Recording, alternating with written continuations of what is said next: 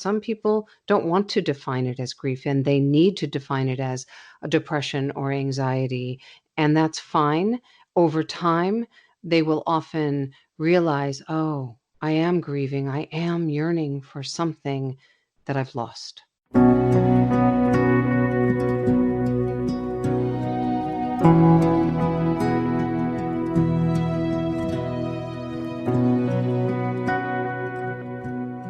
Welcome to the fourth season of Heart to Heart with Michael, a program for the bereaved community. Our purpose is to empower members of our community with support and information. This season, we're looking at grief in its various forms, and we'll be looking at the role of trauma as it affects grief. Today's program is Grief and Other Unexpected Allies, and our guest today is Edy Nathan. Edy Nathan, M.A., LCSW, is an author, public speaker, and licensed therapist. She brings a personal conversation to the topics of grief, loss, and trauma as a survivor of abuse and the loss of her partner when she was in her 20s. Edy's expertise as a grief therapist is informed by her formal training as a psychotherapist. She interweaves this training with breath work, guided imagery, ritual, and storytelling. She sees grief as an unexpected ally, causing people to grow and learn from their losses. Edy earned degrees from New York University and Fordham University with postgraduate training at the Ackerman Institute for Family Therapy. Her book, It's Grief, The Dance of Self-Discovery Through Trauma and Loss, is used by many to help them navigate through the many phases of grief. Grief is a hero's journey. You move from who you were into a new ordinary. She practices in New York City. Edy, thank you so much for coming on the program. Thank you, Michael. It's great to be here. Let's start by talking about your unique perspective on grief. I understand that when people come to you, the first thing you want to find out is, what are you grieving? That's actually correct. You know, too often we find that people come into a psychotherapist's office and they have self-diagnosed whatever is going on with them, depression, anxiety, and they become the diagnosis. So what I like to offer them is first a new perspective that they are not their diagnosis. It may just be part of who they are, but it's not all of them. And the second question is always, what are you grieving? What are you yearning for? What's missing? And we then created a timeline of their lives where they felt loss, the loss of perhaps a significant other, the loss of self, the loss of their independence, or the loss of who they thought they were going to be. Do you find that at first they deny that? They say, I'm not grieving anything. Do you have to sort of bring that out from them?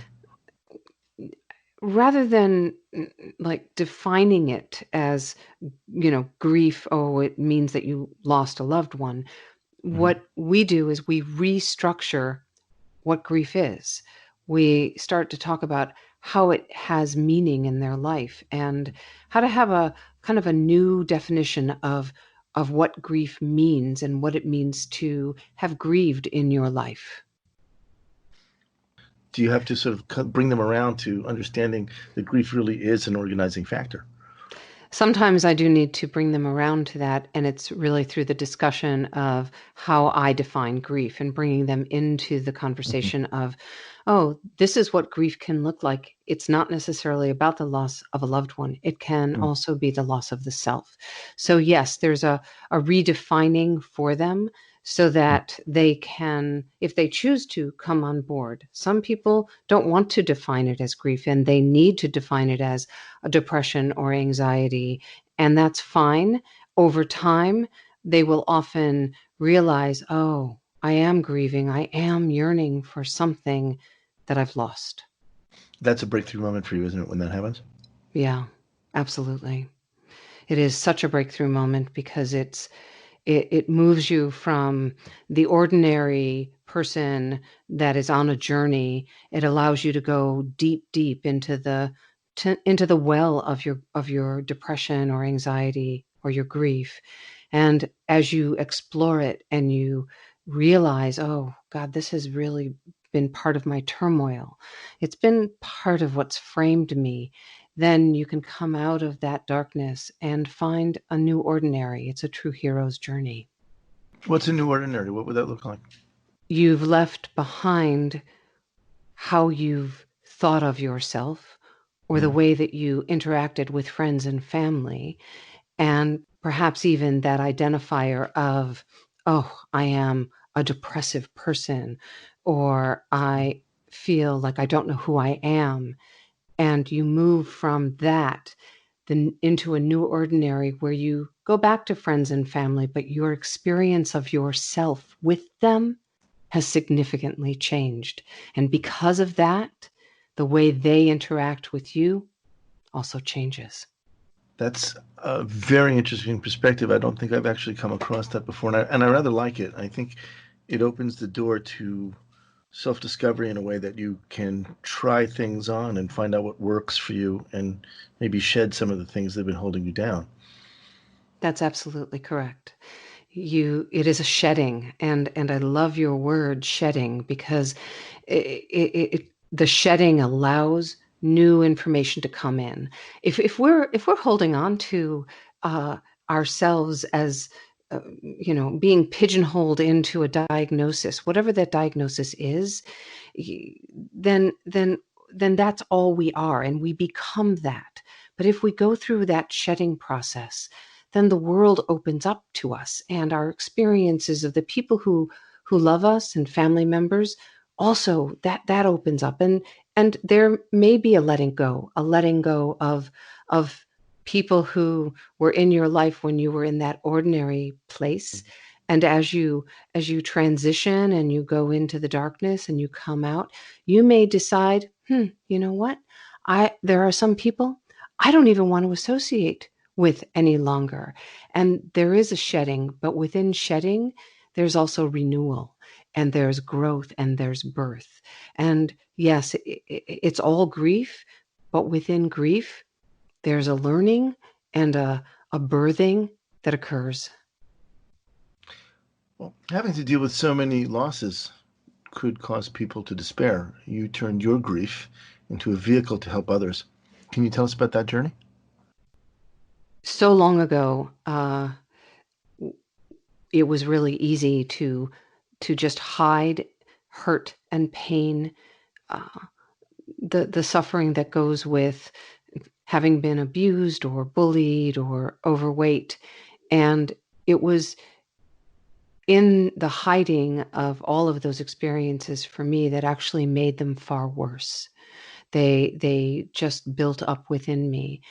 And it was only after I began to share my experiences. Yes. Was I sexually abused? Yes. Was I bullied? Yes. Did I lose a partner when I was 27 years old? And did that change my life? Yes. It caused a despair. It also caused a change within me that enabled me to do what I'm doing now. And I probably wouldn't be the person I am, and I don't know that anybody is who they are or who they become after having survived abuse or bullying or the loss of a loved one. And they are change agents in our life that we don't necessarily choose. And nevertheless, they change us in ways that we can't even imagine. And so I take these places of loss, of pain, of hurt, and turn them into a conversation, into a narrative that involves getting other people to talk about their pain, their suffering, but not from a place of victimhood, rather from a place of, how am I going to turn this around and make it count? And who have I become as a result? I can step into that victimhood, or I can find my victor, and I can have a voice and maybe become a teacher or a therapist, or like you, Michael, you have this show, and look at all you've been able to do because of having lost your daughter. Well, it's not for me to say how much I've done or not done, but I do agree that I would not be doing this had I not lost my daughter. That I had been looking for a platform for a long time because that's the kind of person I am, but I had nothing to say. And it was only after being drawn out on the subject, somebody else, that I said, well, maybe there is something I can talk about here, and maybe sharing my experiences will help other people. I'm not a therapist, and I don't play one on TV, but I would imagine that as a therapist, you get that feeling of helping others that is unimaginable to anyone who's never been there. It is an unimaginable experience to be in the space of someone who's going through the devastation of loss, of grief, of pain, of suffering. And the question that people often ask me is, how do you do it? And it's because I see resilience. The resilience is just amazing to me, how people find a way to get out of the pain through looking at themselves and finding a journey of survival.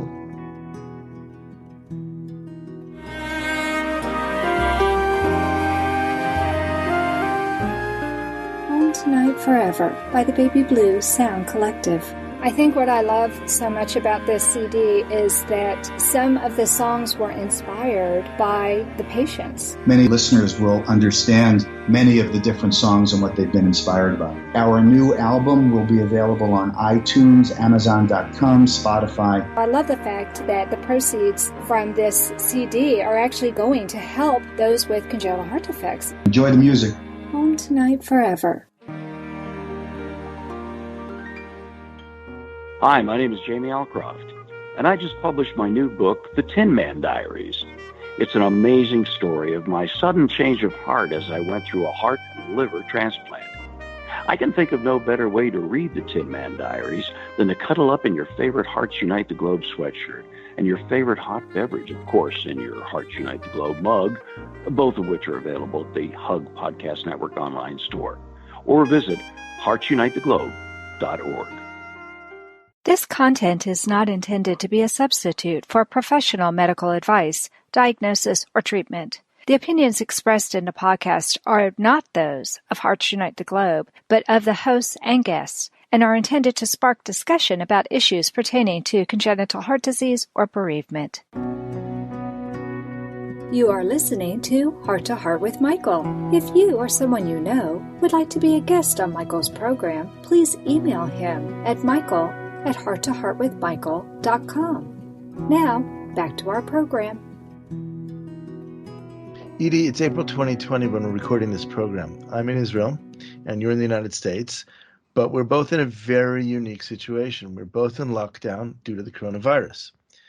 Now, while I think it's necessary to talk about corona, I think it's more of an example of the type of thing that prevents us from working through our grief in more traditional ways. And by example, I mean, in this current state, Jews, for example, cannot properly sit Shiva. Catholics cannot properly have a wake.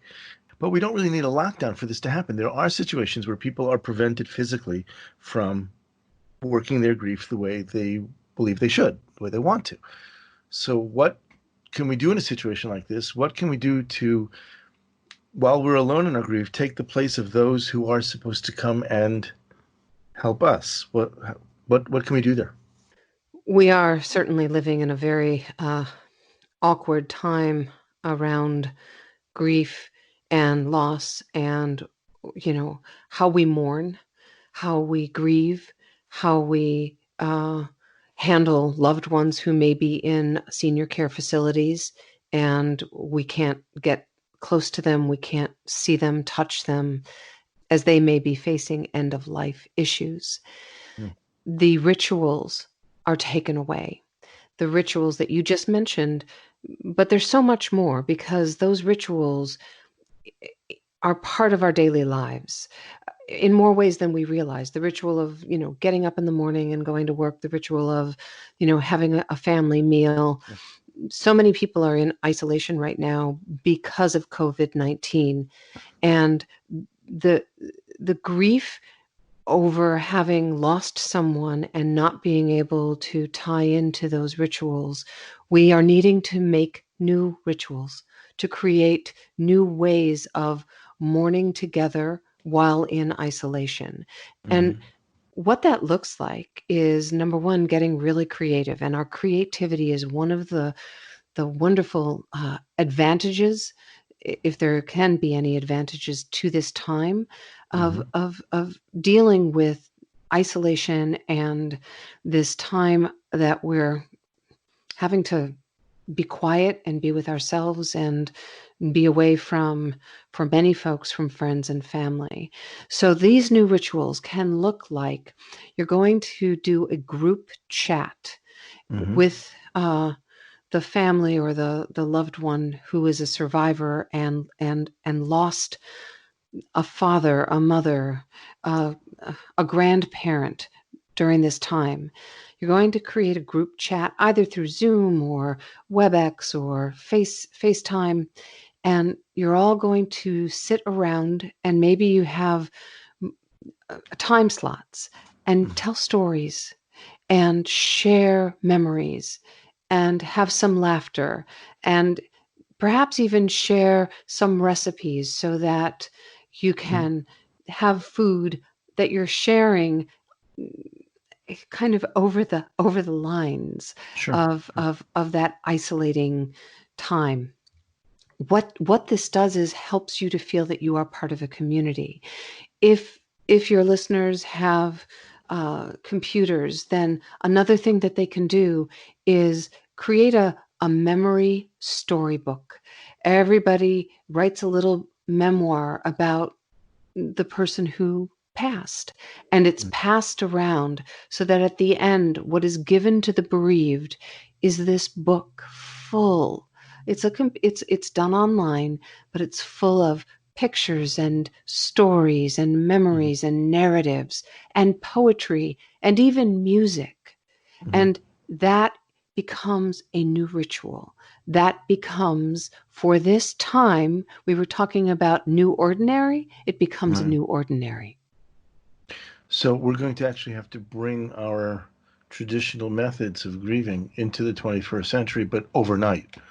Because I think that's one of the things that's been lagging, and all traditions lag, right? It's hard to shed a tradition. It's hard to create a new one. It's hard to adapt one. And there's always going to be someone who says you can't do that. So there's all this pressure not to change tradition. That's obviously what's called tradition. But we're going to have to come up with something that works in the 21st century for those moments when we can't physically be together. I'm afraid this is going to happen more. Yeah, and it may very well happen more. What this is preparing us for is actually to be creative in transition, because certainly our ancestors had to be creative. They had to find ways. If they were running from an enemy, they had to find ways to pack their food or water, and they couldn't just rely on the fact that they would, have ready water or that they would, have ready food. And there are so many stories, no matter what your background, that follow us from our ancestors that talk to how did you survive? What did you do? And what's curious is how creative they were, how they found ways to clothe themselves, or how they found ways to huddle, or how they found ways to pray. And all of this came out of an ingenuity because they were in pain, because they were not allowed to pray, or they were not allowed to gather. And from that, new traditions got formed. And so in a way, we are paying forward what our ancestors learned. We are having to learn, being in this primal state of isolation, and how do we create a new voice? How do we create new tasks that will feel fulfilling as we're grieving, as we're finding a way to live, as we're finding ways to interact without touching, without a hug. Babies, when they aren't touched, they fail to thrive. Adults are really no different. So we need to find ways to help us thrive and survive. I think that's really difficult, though, because we are, in a sense, we depend on our traditions. Our traditions have brought us to where we are, the way we do things, our rituals. And there's so much ingrained in us as part of our education. This is how things are done. That's got to be a very, very scary step, to go out and do something. if you're in a situation where you're mourning the loss of a loved one, and this can happen, by the way, without lockdown, this can happen if you're on a business trip overseas and you can't get away and somebody in your family died, you're on your own. But to step out and to try to do something different and remain somehow within a recognizable framework and say, well, this feels right, that's got to be really, really difficult. It may very well be that a loved one is not here, that they were traveling and we can't get to them and they can't get to us. And there is certainly a grief and a sense of great loss around that, because the last thing you thought was that you were going to be alone now in this struggle. And what people are finding is that if they can find a specific time of day, that they will meet, that they share a meal, that they break bread, that they may even say prayers over their meals, but they're not together.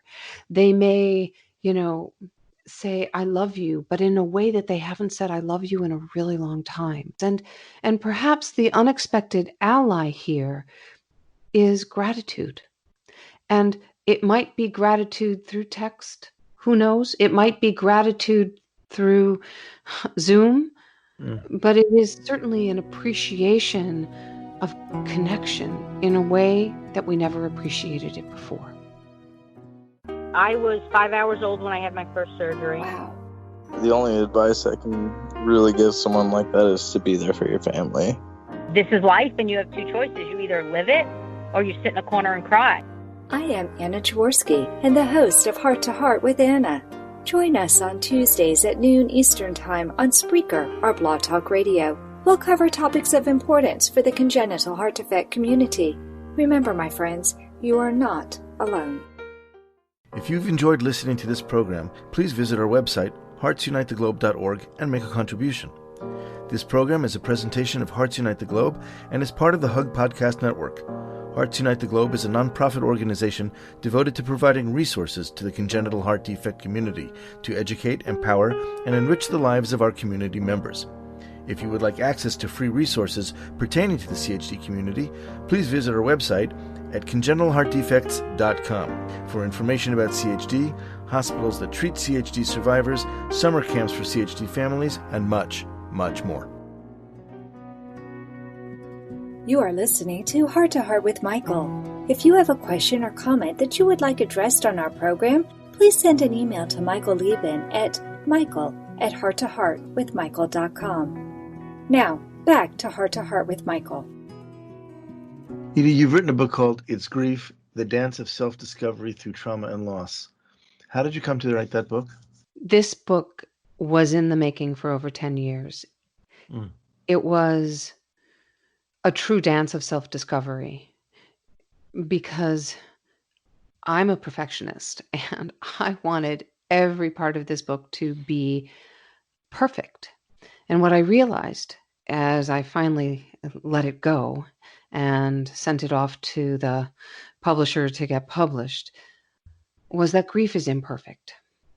And it hits in ways that we just can't even explain. We often don't have words for what we're going through when we are grieving. It is so, in a way, it's liminal. And what I mean by liminal is you're at a threshold and you don't exactly know when it's going to end. You're at a beginning of some movement and it's called grief and you don't know what to expect.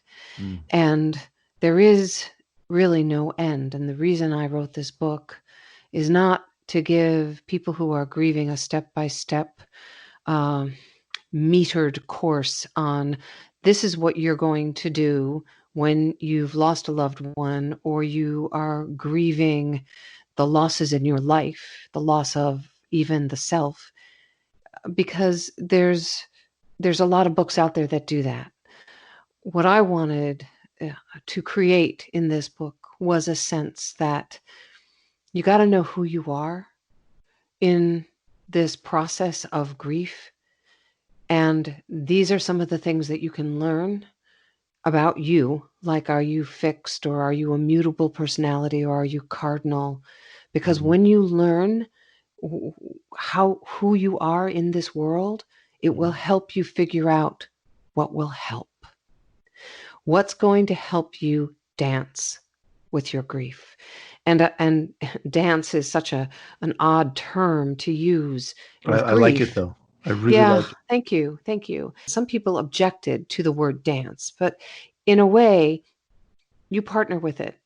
And in the partnership, you invite it in rather than pushing it away. And this book is an invitation to understand grief, how it percolates within your body, within your mind, within your psyche, within your soul. And I wrote it as a soulful experience of how grief takes you for a ride and may loosen its grip, and you will always partner with it. Is it safe to say that at the beginning, I'm going to work on this dance analogy because I really like it. Is it safe to say that at the beginning, grief is leading? And if you're successful in processing your grief, you end up being leading in the dance. So it's fair to say that initially grief is leading and you're overwhelmed by the lead and you keep taking a lot of missteps. Okay. It's then fair to say that then you're leading and you think, now I've got this. Oh, I got it. I am leading this. But the until thing grief about sticks grief, its foot out and trips you again. Right. That's it. So then there's this realization that neither grief nor you are leading, that actually you are in sync. I like that. I like that a lot. Now, this is a book of your own self-discovery as well as helping anybody else discover themselves, I'm sure. What did you come to learn about yourself through the writing? And number one, how much of a perfectionist I am. I never realized that before. Okay. And that I couldn't write something that was just go from step A to B to C, sure, and you've got this. Sure. It was the realization that I don't have this, that I'm always learning about how grief filters within me, and that grief is a mosaic, and that sometimes I feel like I've got the mosaic and the puzzle is done, and then sometimes I lose a piece or two or three, and then I've got to go into discovery. What new pieces do I need to add to this puzzle? Mm-hmm. You talked earlier in the program today about grief as an ally, as an unexpected ally. How does that play out? Let's have an example of where grief was positive in a moment when I needed something. It is being able to transform the self, that grief shows up as an unexpected ally. And that transformation for me came even in writing this book. I mean, if I hadn't had the losses and hadn't survived what I've survived in my life, which affected me, I might not have been able to produce this. That this came from my heart, from my gut, from the poetry of life. And so grief was an unexpected ally in how I found my creative spirit as a writer. Mm-hmm.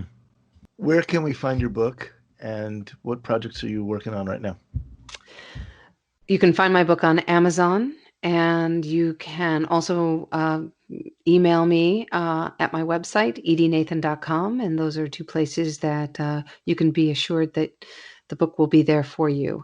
And I am working on lots of different projects. Right now, I'm working on a podcast, and it's called Blinders and Bubbles. And hopefully in the next couple of months, it's going to come out. And who knows, there's probably another book that's stirring. With that, I want to thank you for coming on our program today and enlightening us in so many different ways. Oh, Michael, this was a pleasure. All of us are going to be much smarter after hearing this, and that's true. And that concludes this episode of Heart to Heart with Michael. I want to thank Edy Nathan for sharing her experiences and her advice with us. Please join us at the beginning of the month for a brand new podcast. I'll talk with you soon, but until then, please remember, moving forward is not moving away. Thank you. Thank you again for joining us. We hope you have gained strength from listening to our program. Heart to Heart with Michael can be heard every Thursday at noon Eastern Time. We'll talk again next time when we'll share more stories.